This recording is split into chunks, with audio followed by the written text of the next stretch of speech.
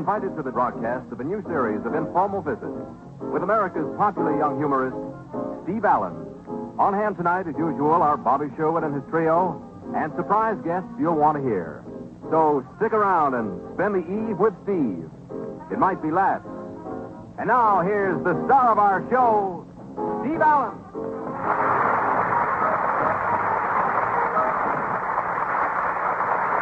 Welcome to the second night of the 0 hour.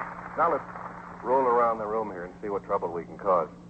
Let's get down here and talk to some of the people in the house. Hey, we have some servicemen here. Let's meet some of these guys, see where they're from. Where are you from? Portland, Maine. Mm-hmm. Where are you stationed? Camp Kilmer. What do you do precisely? I'm mess sergeant.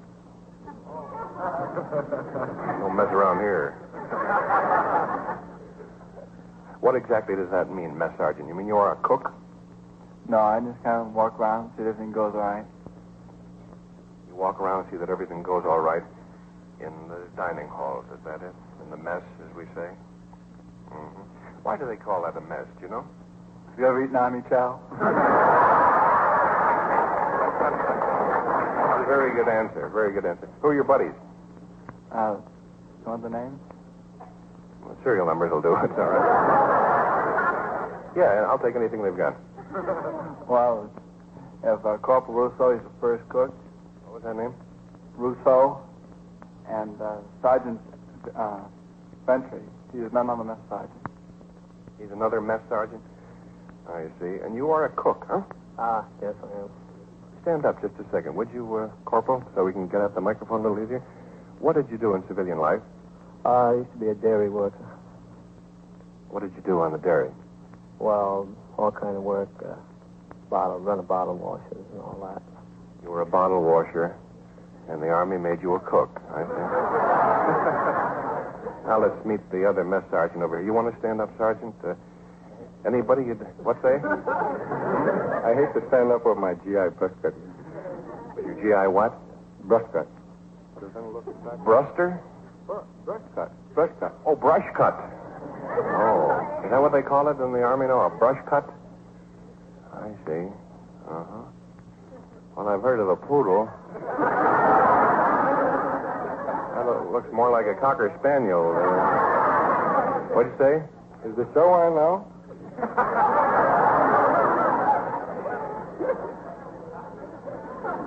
I don't know now that you mention it. Now, I'll tell you, I do remember one thing. They promised me that if we did a good show tonight, tomorrow night, they'd turn on the transmitter. That's a hopeful sign. Well, would you like to ask me something, assuming we are on the air? Yeah. Am I on all the television sets all over, too? No, I'm afraid the only camera in the house is the brownie over here. Now, this is a kind of a funny invention. It's a new thing called radio. No, it's coming back. It's like television, but the picture tube isn't working. You just look at that little round cloth screen again, like they used to in the... I think radio is going to make it, though. Well, we're getting around the country anyway, Sergeant. Would you like to say hello to anybody? Yeah, I'd like to say hello to all the folks at home and my girlfriend, Joyce. They're all rooming together, are they?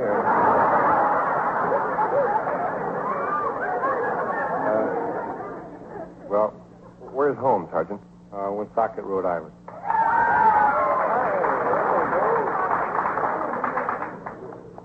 Let me see. You said Woonsocket, Rhode Island, and a lot of people screamed. Are you from Rhode Island, or have you had your wound socked, or what is the connection there? Why did they scream, do you know? This is the first time I've been on the air, and I got fans already. Well, Sergeant, you were a very good sport, three of you. How about a hand for the Air Force here? What do you think? Thanks a lot.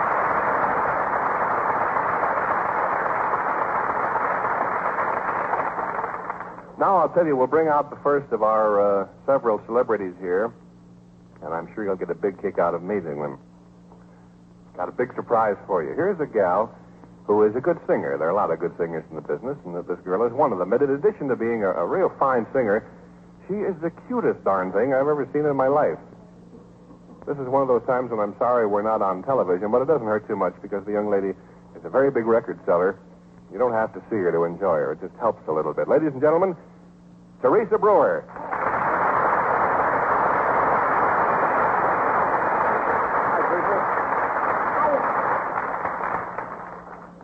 Teresa, would you like to sit down for a few moments? You've been backstage for a while.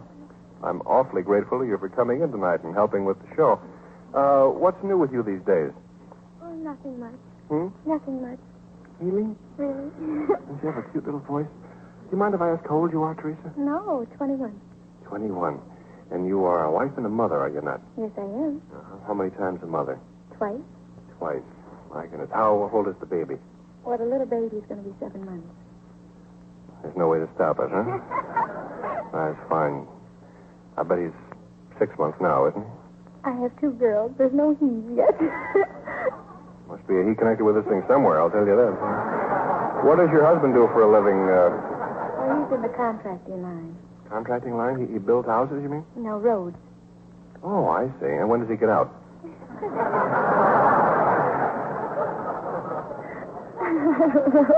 Not that type. Oh, not that kind of road building, I see.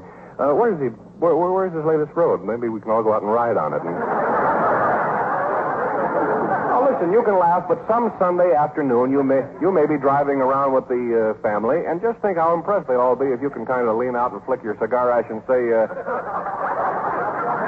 Teresa Brewer's husband did this road, you know. It pays to keep these little facts filed away in your mind. Where is his latest road? I'm very serious. I don't know. When did you see him last? He's right here. Where is he? Where is he? Let's get him out here. Have him bring his pick, too.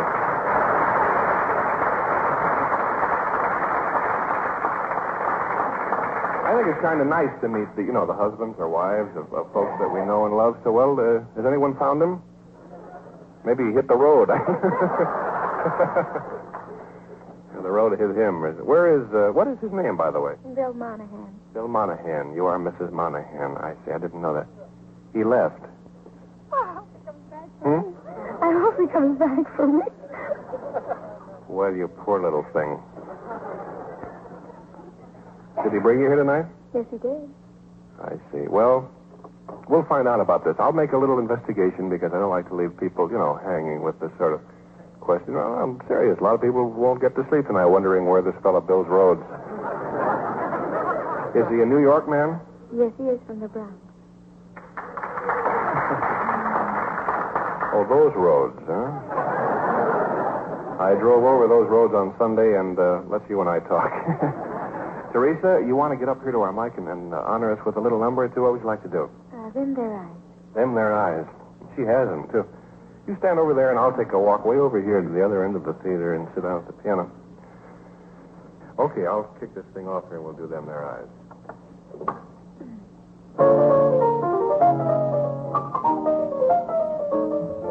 I fell in love with you first time I looked into them their eyes. You've got a certain little cute way of flirting with them their eyes. They make me happy. They make me blue. No, darling, whoops, I'm falling in a great big way for you. Say, my heart is jumping, you just got something with them their eyes. You better watch them if you're wise. I mean, your eyes. They fight to lose their bubble. They're going to get you in a whole lot of trouble. You're overworking them, them things are looking in them their eyes. I fell in love with you first time I looked into them their eyes. You've got a certain little cute way of flirting with them their eyes. They make me happy. They make me blue.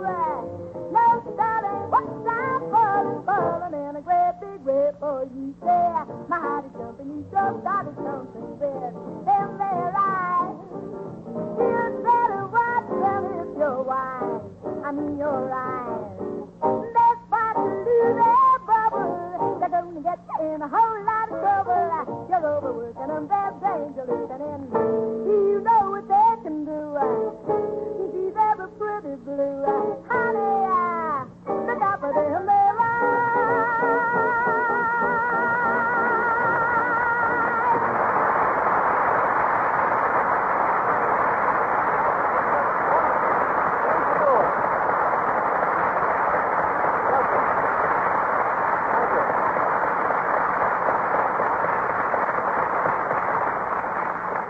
she's wonderful. I'd love to listen to her sing for about 87 hours. Ladies and gentlemen, Renzo Cinzano, the Continental. Here he is.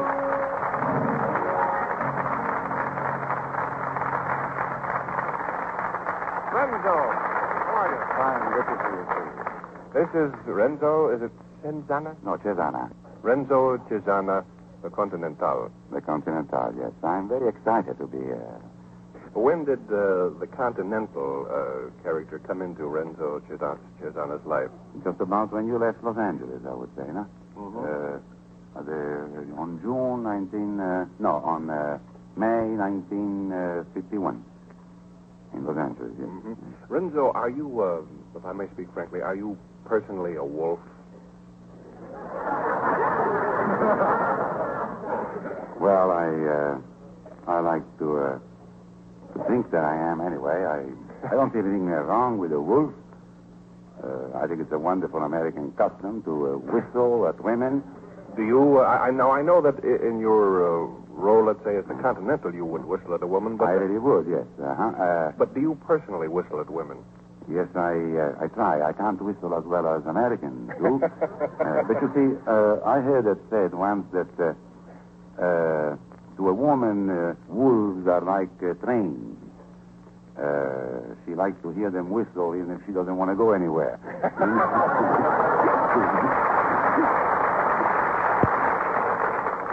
Renzo, do you think that American women are right in complaining about their husbands not being romantic enough? No, they are not right, not any more than European women. I think that women are very strange creatures. That is what makes them so fascinating. Let me put it this way. I think a woman would do almost anything to change a sweetheart into a husband, and then will complain because he acts like a husband and not like a sweetheart. Why did she marry him in the first place? Very good question.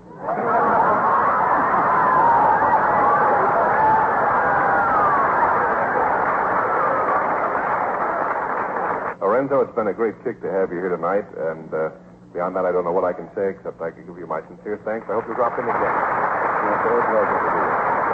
Renzo Cinzano, the Continental.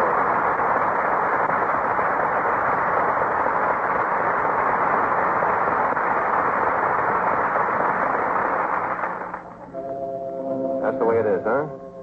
That about wraps it up. But we'll be back again if you care to join us.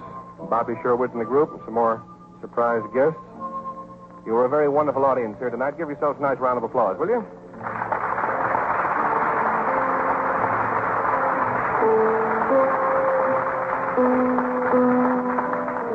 You've been enjoying a visit with America's popular young humorist, Steve Allen. Be back to spend the eve with Steve, Bobby Sherwood and his trio, and more guest stars on The Steve Allen Show.